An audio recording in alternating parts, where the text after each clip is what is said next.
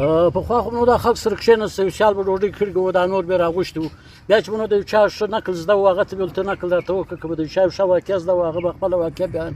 بیا به د یو چا ورو یو غزل زده وو یو بانډار به جوړ شو یو څو کسان به کسرچان وو غزلې به یې سره ویلې نو خبرې خو ډېرې وې په دې کې یوه خبر خو داسې وه چې یو وخت یو باچا پر خپل وزیر باندې سوال وکړي وزیر هغه ولها ول ما ته د څلورو خبرو جواب راکړه یا دا وزارت پرېږده وزیر حیران شو چې دا څنګه خبرې دي ول باچا صاحب خبرې هغه ول خبرې دا دي په دنیا کې رښتیا و څه ته وایي دروغ و څه ته وایي او ترخه و څه ته وایي خواږه و څه ته وایي وزیر صاحب سوچ وکړ دا خو څنګه خبرې شوې څه کوم جواب ورکړې ول نو دا اوس څه جواب غواړې باچا صاحب که څو ورځې میاد شته ده ول 3 ورځې میاد درکوم وزیر را روان شو ورور راغلی و تا ته ویل چې باچا دا سوال پر راکړی دی د دغه جواب راوښیه هغه ورته ویل بره خوږه ده مساله ترخه ده رښتیا دا دی که یو چا خبره کوله اړخ یې لګاوه نو دا سړی رښتیا وایي که یو خبرې اړخ نه لګاوه نو دا سړی دروغ وایي ده ول سړی دا ترخه خبره نه ده دغونې خو زما هم زده وه خبرې مطلب دا نه دی بیا بل ولاړې بیا بل ولاړ خو یوه نیمه ورځ تېره شوه یوه نیمه ورځ پاته شوه پخوا خو نو نه موټر وو نه موټر سایکل وو دا خلکو پر اسانو تللی یوه ځای بل ځای له کښنې کښنې باچې وې لورلایي یو ځای باچې وه خانوزۍ بل ځای باچې وه بس د خانوزۍ زه وزیر پر آس باندې سپور شو زه لورلایي له هلته د ده یو یار دی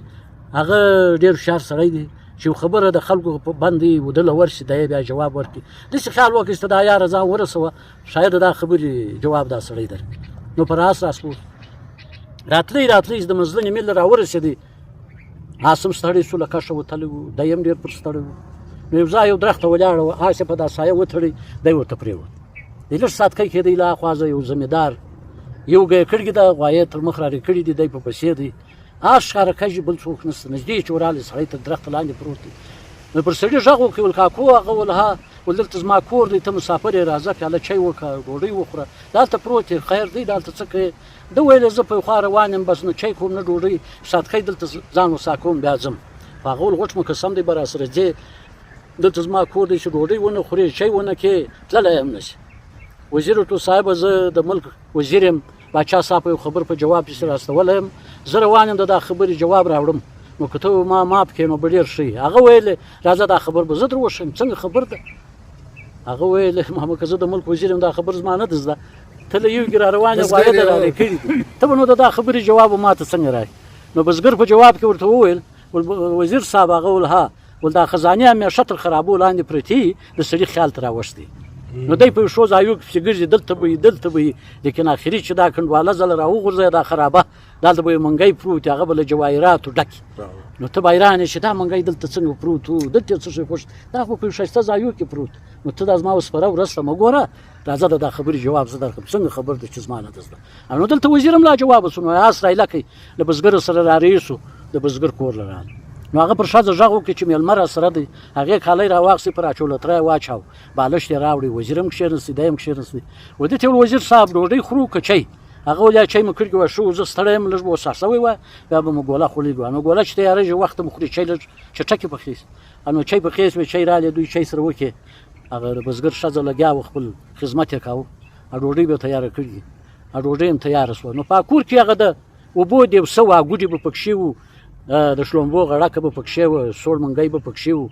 نو پخواني پښتنو دا شی جوړاوه خامخا په کور کې و دغه ته یې څه ویل نو د دغه لاندې خانه چې به وه هغه هم سړه وه لوړه خانه چې به وه هغه به تر هغه هم سړه وه نو دا کور به هم پښې درلودن بیا سپی درلودی نو دغه کور سپی درلودی دا به هم په دا سایه دالته پروت نو دا سپی را ولاړ شو د ګرمۍ شپې وې ځان یې وڅنډی بیا ولاړې هلته د چرګانو په کودي کې یو څه اوبه وې په هغه کې اوبه وڅښلې بېرته ولاړې تر رادیوسره په سایه کې پرېوت وزیر هم ورته ګوري وسپې ته کوروالا هم ورته ګوري خو خیر چای وسوې ډوډۍ راله ډوډۍ وخوړل سوه نو د وزیر صاحب اوس دا سوالونه راوښوه چې زه جواب در هغه ویل رښتیا و څه ته وایي دروغ و څه ته وایي ترخه و څه ته وایي خواږه و څه ولای ده نه دي زده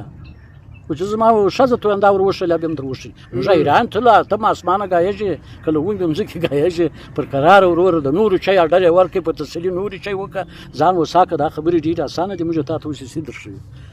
وزیر ما حیران شو چې دا اوس ویله پر تا ناوخته کوي دا څه کیسه ده چای یې وکړې ډوډۍ وکړې نورې چای اډر یې پسې ورکړې خبرې موږ در ښوو دا دوی خبرې نه دي خو خیر چای وکړې وزیر ورته صاحبه چې ټکه دا خبرې که د زده دې راویښه کړي پر ما مه ناوخته کوي چې اوس میله کېله هم او زه ځان رسوی شم هغه ویل نو تېره تړه چې زه در خلاصوم ول رښتیا و څه ته وایي ډول رښتیا و مرګ ته وایي که 100 کاله بعد یې هم رښتیا دي بېشکه. که 1000 کاله بعد یې مرګ رښتیا دی هغه ول دروغ څه ته وایي ول نه دغه غوایه زما دي نه دغه اس ستا ستا نیکه دا انارې ولې زموږ پلانی باغ زموږ پلانی جایداد بیا ستا پلار دا انارې ولې اوس ته دا انارې وایې لیکن دا به له موږه پاته وي دا زموږ نه دي دا دروغ دي مرګ څه دی هغه رښتیا دی ول ترخه و څه ته هغه ول تریخ د زکندن وساته وایي تر دغه تریخ ساعت پر سړي نه راځي نو وخت چاته معلوم دی چې پر هغه تر سوی دی ما تا ته درک وس نه راکړي ول خوږ هغه ول په خواږه کې خو شرط دی که دا شرط منظور دی در شیم کني نه در شیم هغه ول شرط منظور و جیب ته لاس که پیسې راوکښې ولا څو ته پکار دي دروا هغه ول دا په پیسو نه کښ وزیر دلته حیران شو په پیسو نه کښ دا بیا کښ پچی نو پچی کښ دوله هغه سپی تاول دی چې په کوم دي کې وبو وچه هغه ول سپی ما ول کله دغه زه درې غوړه په وبه کوي دغه زه درې غوړه په وبه کوي ای من دغه ده له دا کوم دي چاسپي وبه کې وچه بیا دا سوال در شم کني نه در وزیر ایران سو چې سوالو خو هر خو لګا